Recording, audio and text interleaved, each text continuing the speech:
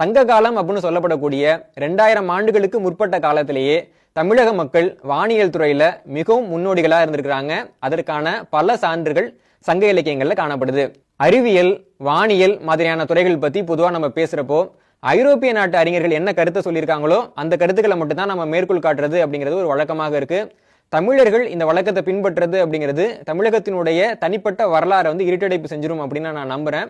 அதன் காரணமாக பெருவெடிப்பு கொள்கை பத்தின இந்த காணொலியில பெருவெடிப்பு கொள்கையை பத்தி தமிழர்களுடைய இலக்கியங்கள் என்ன சொல்லியிருக்கு அப்படிங்கறதை நம்ம பார்க்க போறோம்.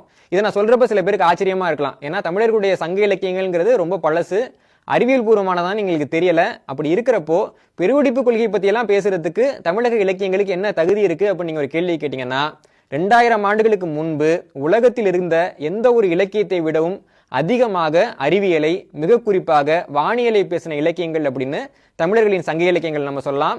சங்க இலக்கியங்கள் அப்படின்னாலே ஏதோ கதைகள், புனைவுகள், இலக்கியங்கள், நயமானது அப்படின்னு தான் நிறைய மக்கள் நினைக்கிறாங்க.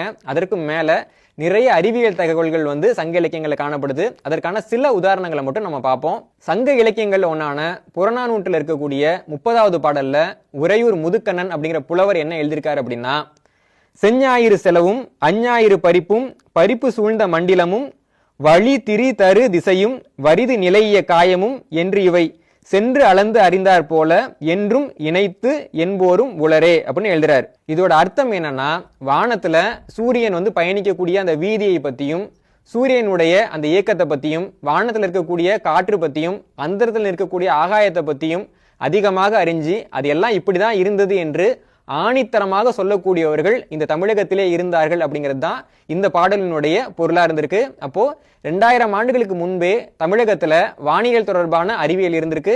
அதை ஆய்வு செய்யக்கூடிய அறிஞர்கள் கூட்டம் கூட்டமாக இருந்திருக்கிறார்கள் அப்படிங்கிற தகவல் நமக்கு புறநானூறுல இருந்து தெரிய வருது.